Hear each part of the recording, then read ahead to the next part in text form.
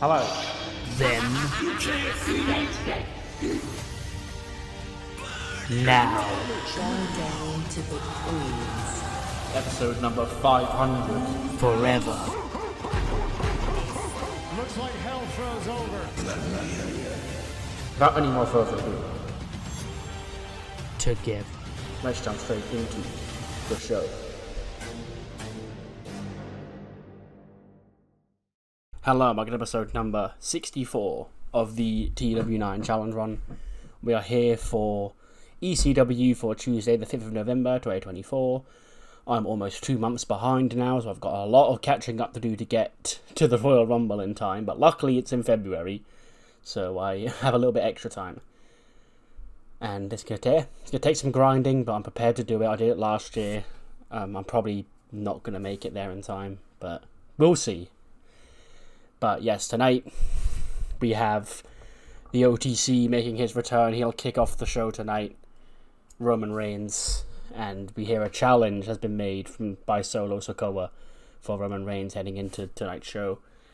Plus, in our main event, the television championship is on the line as the God Kyle O'Reilly defends against Kevin Owens after weeks of Kevin Owens is very, passive-aggressive, basically begging for a title shot. We also have a good old-fashioned Donnybrook between Austin Theory and Sheamus, and a whole lot more. So, without any more further ado, let's jump straight into the show. The show kicks off with Roman Reigns and Paul Heyman coming to the ring. Just those two. Roman and Heyman, they come to the ring. And he's, Motor Cena, acknowledge me. Now, it's been 9 days since your tribal chief was around here. It's been 9 days since Auckland. 9 days since my little baby cousin Solo took his thumb and shoved it right into my throat.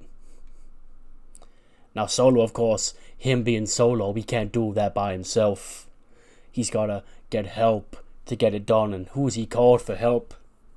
Why, only the biggest son of a bitch in our entire extended family. That tall son of a bitch, Tala Tonga. Now sitting at home, I heard all about Tala Tonga.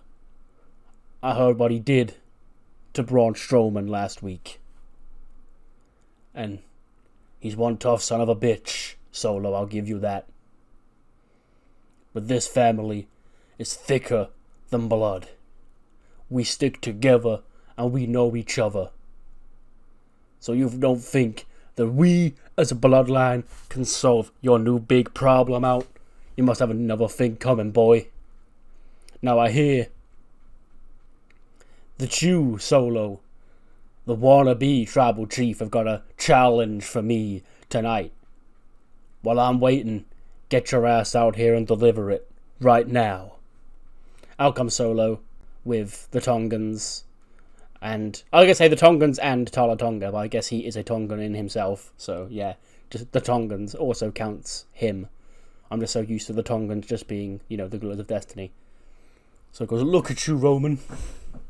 Coming out here all by yourself with just your wise man by your side. It's brave. It's stupid, but it's brave. You saw what my 7-foot new enforcer Tala Tonga did last week to a guy you've had troubles dealing with for years. He put his ass down. We may never see Braun Strowman again, and whose fault is it? This guy's. Now, Roman, you see this thing between our family, it can't go on forever. But as far as I'm concerned, I need to prove to the world that I'm the real tribal chief around here. Back at High Voltage, you put my ass down. Congratulations, Roman, you got one over on the tribal chief. But at Auckland, we got one over on you. So you've got one, and I've got one. There's only one true, definitive way to determine who is the tribal chief around here. And that's one more fight. And Roman, that fight, it could easily just be you and I one-on-one. But we've done that. It could be myself and the ECW Tag Team Champions, the Rulers of Destiny, against you and your cousins, my brothers, the Usos. But we done that. This whole bloodline thing, it's getting out of control. So here's what I'm gonna do. I'll find a guy back there who wants to beat your ass. And you, if anyone's stupid enough, you can muster up 2 more guys who want to fight us. And we settle this the way every single civil war should ever be settled. Everyone sort of looks at him and he goes, I see what you're putting down, Solo. You're talking war games.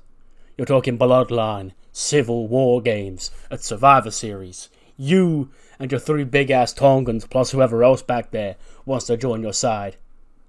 Against me and the Usos and any other 2 guys we can find. Solo goes, what's the matter, Roman? Scared? And then Roman goes, scared? Wise man, he says I'm scared. And he hands the mic over to Heyman. He goes, Solo, there's one thing you've not quite learned about being the so-called tribal chief. And that's that you, my friend, are way in over your head. The tribal chief doesn't pick fights that he knows he can't win. And you, my friend Solo, have done just that. That's when we see, like, in the crowd, like, Jey Uso comes out of one side of the crowd, Jamie comes out from the other, and they appear, you know, they slide into the ring and they stand behind Roman. And Solo just laughs. He goes, that's the same 3 guys. There's 3 of you. There's 4 of us, and our new 4th member is one big-ass SOB, okay? You ain't gonna find anybody who wants to join your team who can hang with Tala Tonga. And then Heyman just laughs and goes, oh, Solo, you're right. I probably can't find one if I went back there right now. But luckily for me, I already made the call.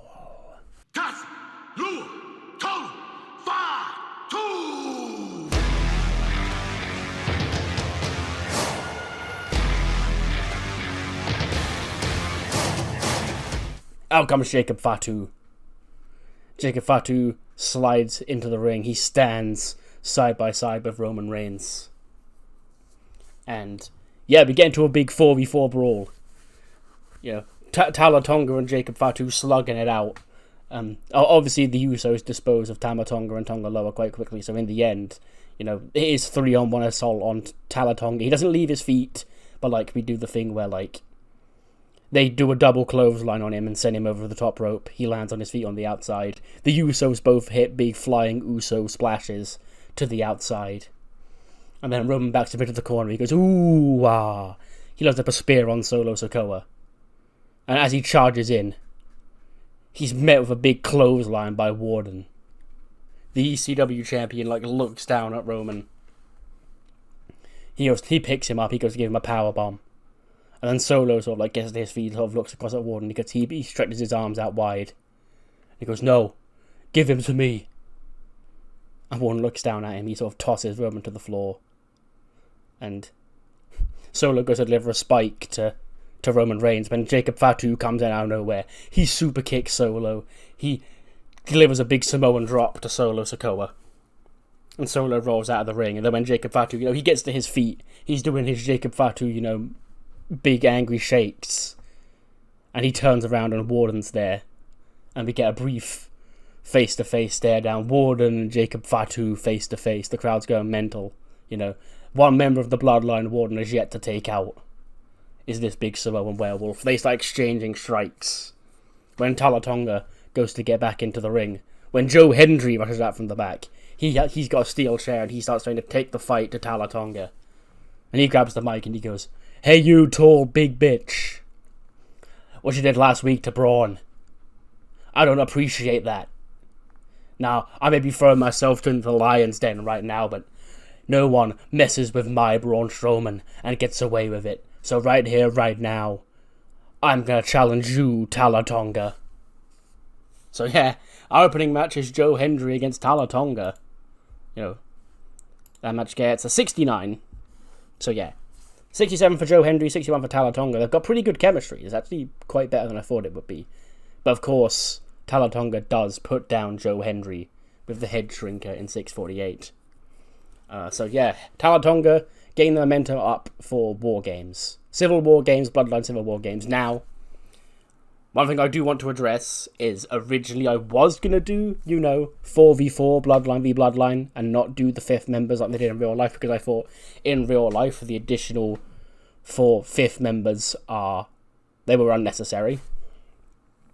But the Queendom War Games match is 5v5 and I'd rather they matched in size. Like in real life you could have easily either A, not done a Women's War Games match because it was kind of shit, or done a 4v4 Women's War Games match with Bianca, Jade, Bayley, and Naomi against Nia, Tiffany, Liv, and Raquel. And then done a 4v4 Bloodline one. Then you got 2 4v4s. One thing that will annoy me more than having pointless Bloodline members in the Bloodline War Games match is having them not match. So, luckily, I have somebody who's easy to slot in on one of the War Game sides.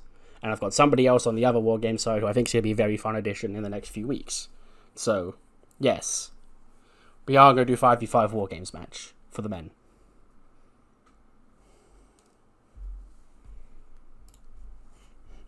Speaking of... Don't know what we're speaking of, but something. Big stars, I guess. We cut backstage where we see Liv and Sonya. Those sure as fuck aren't the big stars in question. They're just chilling in the women's locker room with Naomi and Shantae Washington. They're just having a chat. She goes, "Did you get it?" He goes, "Yeah, this weird memo that says, like, we're going to meet up in the locker room." And they all look across at Alba Fire and Iona Webb walking the frame and they go, "What are you talking about, girls? I said how you're an embarrassment to the tag team division here on ECW. It's finally a new team for us to make our own." And then the door flies open and walks Becky with her 2 belts. Lyra by her side. She goes, "Ladies, stop your arguing. Becky Stardust is here. Your show can now move on." So, as your women's tag team champions, I'm obviously allowed to appear on Raw, SmackDown, and ECW. Okay, and for some reason they let Bird Girl in as well, but not Billy and Kelly. I don't know why. Anyway, so I thought the tag team division here on ECW is in desperate need of the Becky Stardust rub. There are so many women back here who could really use my rub. So, what I did is I called an order of business, and I want the entire women's tag team division here on ECW to meet me in this locker room. So I see you, I see you, I see you. Okay, so I got 6 women here. It's fine. I'll just sit around here and I'll wait for everybody else to show up. She takes a seat. She sits down in a chair in the middle of the locker room. Sort of like awkwardly looking around at Liv and Sonya and Naomi and Shantae and then Alba and Iona. And they sort of like look across at each other. Like, just looking back at Becky. And then the camera does fade to black. Like, just with Becky just waiting for more women. We then get back. Jacob Fatu is backstage with Roman Reigns and Paul Heyman and the Usos. He goes, "Your time in this family, Jacob, has been very rocky. You were the first to rebel against the tribal chief. But now, you see the enemy that Solo has become, and you see that this family needs you more than ever to take care of Solo and Tala Tonga and whoever else he may find to be on his War Games team. So, Jacob, we appreciate you stepping here to ECW to become our next ally in this civil war. And I promised you a very, very, very nice incentive to help us win at Survivor Series." And Jacob goes, "I didn't do this just for the family. You better keep your promise, wise man." And he walks off. And then him and Ramsdale look at each other. And he goes, "What's he on about, wise man?" He goes, It's nothing, my tribal chief. It's nothing that will ruin you and the bloodline. It's just a nice little bonus for Jacob. And then they walk off. And the Usos, they sort of linger around. When Joe Hendry walks up to the Usos, he goes, "Sup, Jay?" Or Jay specifically. And he daps up Jay Uso. Jimmy sort of just left there hanging. And he goes, this issue with your family, your baby brother Solo sort of been getting out of hand recently. He took out my tag team partner last week. He took my tag team championships. I know I'm just Joe Hendry, the singing guy. But if you ever need anyone to have your back in this war against your family, you know where to find me. And Jay goes, damn right, Oos. Yeet. And then they dap up again, and Jimmy's like, "That guy, come on, Jay. No, don't be considering that guy for War Games. I've got to run that by the tribal chief first, and he ain't going to approve a guy like that being on our War Games team." Jay goes, "Relax, who said anything about War Games? He's got our back. We'll find somebody else for War Games." Yeet. We then cut back to the women's locker room. Becky's still just awkwardly sat around waiting, and Lyra just taps her on the shoulder, and she's like, "What, bird girl? This better be important."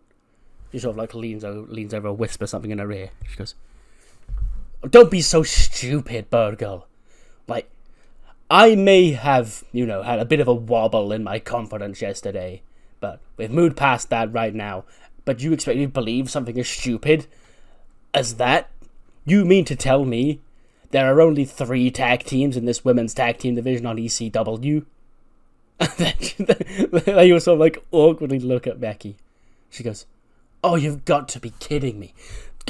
I've never seen so many people so desperate for me to help out.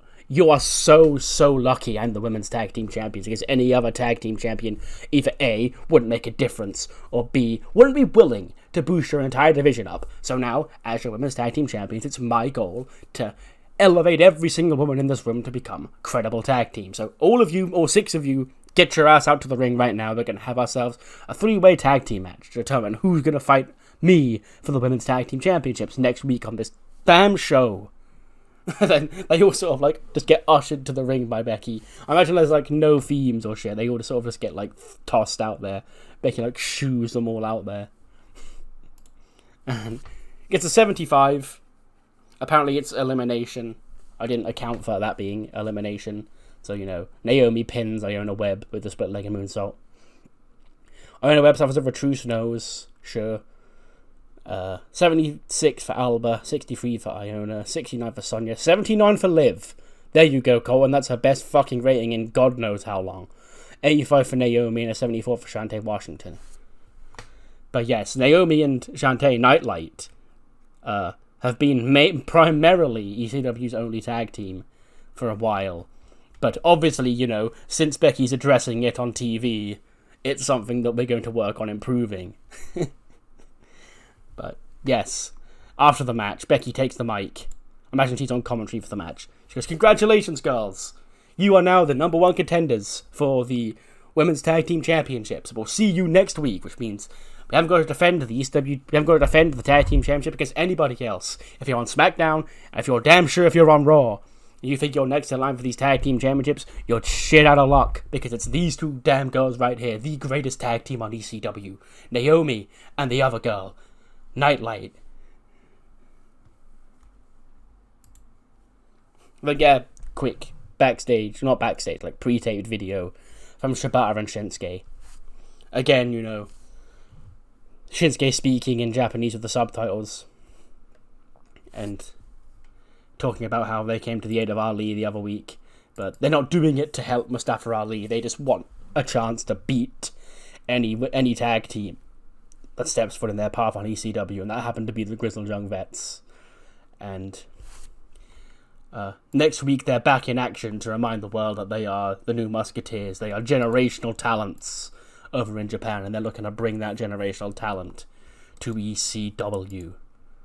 And then Shibata probably has some sort of quip on his Google Translate that I don't have in front of me, because it's not an important promo, it's just a promo to remind you that they're here.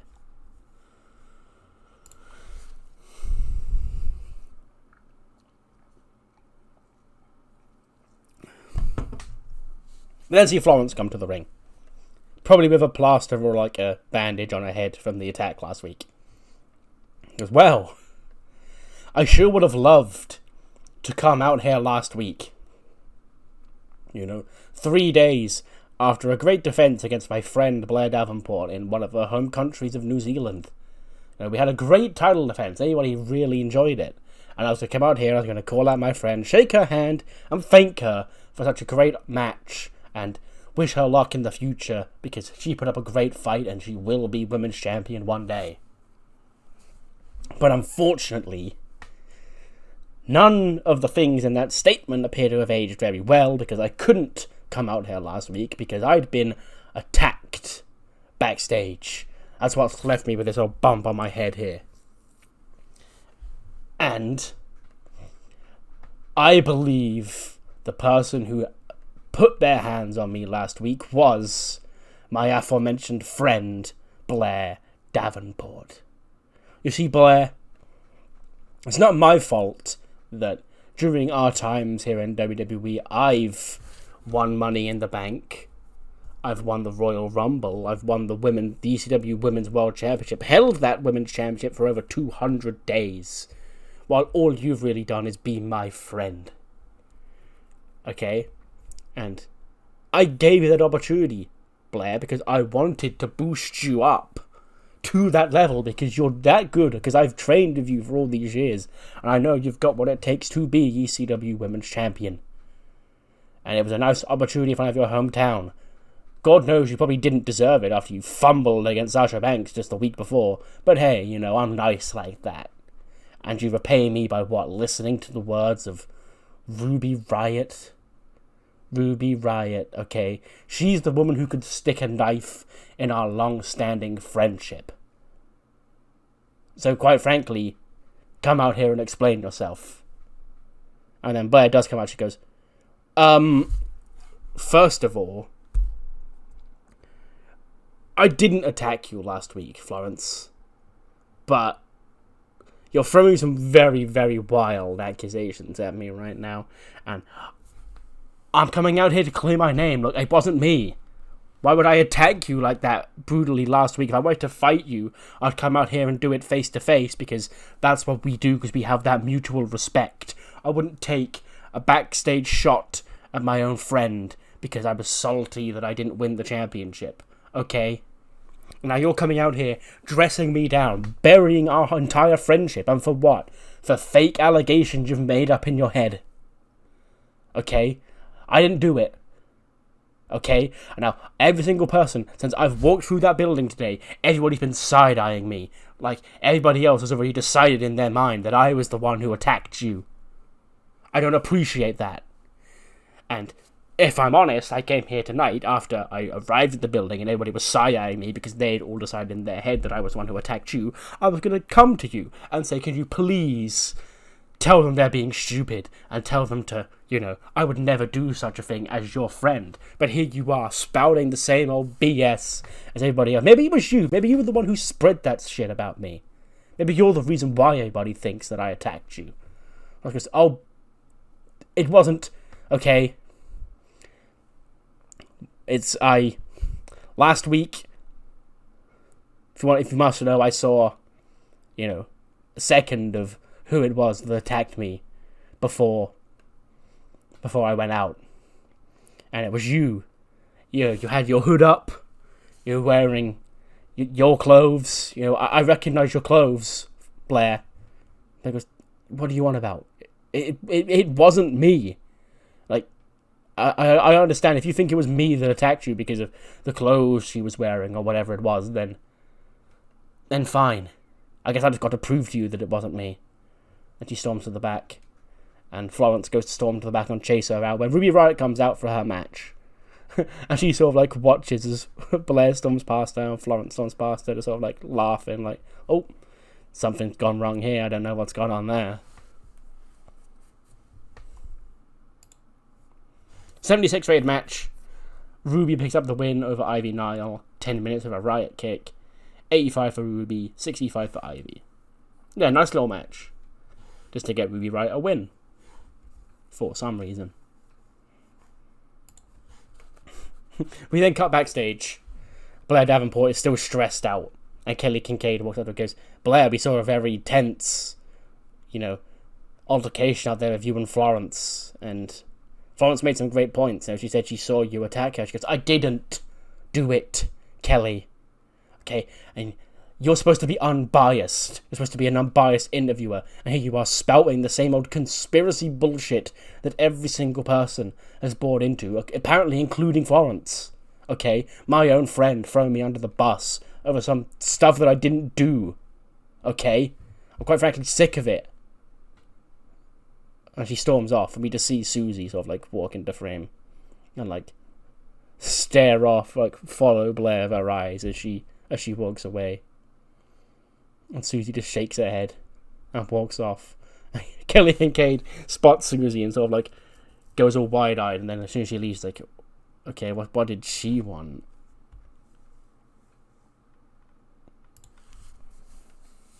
Quick Paragon video. Dolph Ziggler following up on what you said last week. This isn't Adam Cole's Paragon, this is their Paragon. All that shit. They're gonna break through together, and Paragon are gonna be in action next week. I don't know who exactly, I haven't decided yet, but a member of the Paragon will be in action next week. 82. Nice little match. Sheamus and Austin Theory in their good old-fashioned Donnybrook. Austin Theory does pick up the win in 13:46 with an unproven cutter. 74 for Theory, 69 for Sheamus. Originally I was going to have Sheamus win this match, but then he came to me 2 weeks ago in the game and said he wanted to put Austin... unprompted. He just randomly decided to pick Austin Theory and said he'd put him over. So, sure. There you go, buddy. Theory gets the win in the Donnybrook. Which I guess actually probably is the better result, because now it sort of gives Theory that extra edge, rather than him just being, the pretty boy who can't get down and dirty. He can if he needs to. And he's proven that tonight by winning the Donnybrook. And yeah, big win for Austin Theory. Next week, we have some big tag team matches, including the return of Shinsuke Nakamura and Katsuyori Shibata. They'll be in tag team action next week. I don't know who they're against, but the New Musketeers are to continue their dominance on ECW's men's tag team division. Plus, on the women's tag team side, it will be Becky Lynch and Bird Girl making the next defense of their tag team championship as they take on the, I guess, anointed number one contenders by Becky, Naomi and Shantae Washington. She showed up here tonight, and she's, anointed Naomi and Shantae the new number one contenders following their victory. So yeah, that's taking place next week. But we have one new match set for Survivor Series. We saw Queendom Civil War Games announced last week. Now it's Bloodline Civil War Games. The OG Bloodline against the new Bloodline. Roman Reigns, the OTC, and his army, featuring Jimmy and Jey Uso, Jacob Fatu, and a fifth member yet to be announced, will face off with the self-anointed Tribal Chief, Solo Sikoa, the ECW Tag Team Champions, Tama Tonga and Tonga Loa, plus their younger brother, Tala Tonga, the big man himself, plus a fifth member that they've yet to announce. And that will be Bloodline Civil War Games, and it will be happening at Survivor Series in 2 weeks' time? 3. 2 or 3. I think it's 2, actually. It's the 23rd. So yeah, we've got 2 more ECWs to 4. So yeah. We then cut back to Blair. She's in her locker room. She's just sulking in a chair, kicking a chair over in anger. And she sulks back in the chair when Ruby Riott walks in. And she takes a seat next to Blair. She goes, tough night, huh? She goes, don't you start. Okay? Yes, I've had a tough night. Ever since I walked into the building tonight, everybody had already decided in their brain that I was the one who attacked Florence. Okay? But I wasn't, Ruby. Somebody around here's gotta believe me. Ruby goes, I do. I know it wasn't you.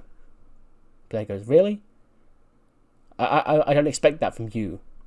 Ruby goes, no, Blair, you didn't attack Florence last week. I did. But hey, she sure was quick to throw you under the bus, right? She sure was quick to point the fingers at you. What, because of the clothes I was wearing? Man. When you think you know a girl, when you think you've been friends for all those years, she just decides one day to flip and point the finger at you for laying her into a bloody pulp, rather than somebody who actually needs to get back at her. Sure does make you think, right? And then Ruby gets up and leaves. And then, as she leaves, she sort of comes back into the locker room. She sort of tosses some of Blair's clothes on the floor and goes, "Oh, there's those, by the way. Thanks for lending me a hand." And she walks off.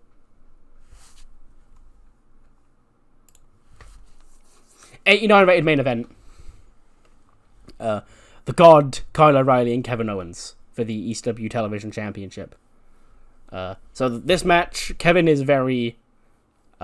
basically, what I want to compare this to is the Cody Rhodes and Kevin Owens match in Berlin, where, Kev...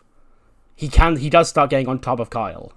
He hits a pop-up powerbomb on Kyle O'Reilly kicks out. And then, Kevin Owens has to, he has to sit there and they ponder, go, what can I do to put the God down? And then he does a look at, the ring apron. He looks at his hands. And he actually does go for the package power driver. He gets him in position for the package power driver. But he hesitates. And as he hesitates, the God does slip through. And he hits Kevin Owens with a brainbuster. And he pins him to retain the television championship. Makes him number 4 of the title, 95 for Kyle O'Reilly, 73 for Kevin Owens. So yeah, the God does retain the championship. After the match, Kyle was celebrating. Kevin Owens goes to ringside, he picks up the belt. And he slides into the ring with the belt in his hands. And he sort of looks down at the belt in his hands. And he hands the belt over to Kyle O'Reilly. Kyle takes the belt, shakes hands with Kevin. And he goes to leave the ring. And Kevin Owens follows him and goes, hey, he goes to leave the ring with him. He goes, hey, I'll come with you, What a match. We had a great match tonight, Kyle. They both slide outside the ring. Kev's got his arm around the back of Kyle O'Reilly. And as they leave the ring, he you see him sort of turn his head back, looking at the apron. And the crowd spots it and they're like, oh. But he doesn't do anything. He helps his good friend Kyle O'Reilly, the God, to the back. And, raises his hand on the top of the ramp to end the show. 86. Nice. We'll take that. Yeah. What matters more, those what you thought of the show. Do let me know in the comments below. And I'll see you next time for SmackDown. It'll be announced the Queendom Civil War games. Io's back. Asuka's back. Shit's picking up over there. And we'll see what's to come from all the fallout for that. See you then.